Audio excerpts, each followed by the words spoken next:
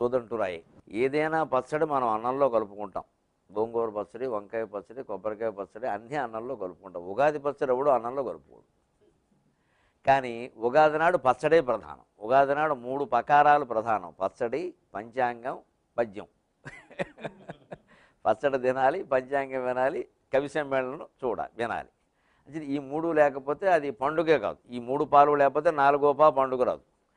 ఈ పచ్చడిలో విశేషం, మరి అన్నంలో కలుపుకోని పచ్చడిని ఎందుకు తినమని చెప్పారు?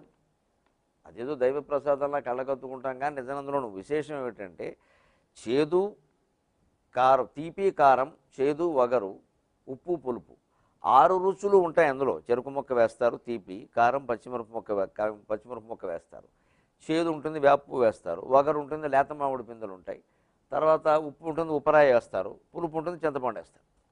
ఈ 6 రుచుల పచ్చడి తినడం రోజు ఆహారంలో ఈ 6 రుచులు ఉండేలా మనం చూసుకోవాలి. మనలో చాలామందికి, ముఖ్యంగా యువతరానికి తెలియదు.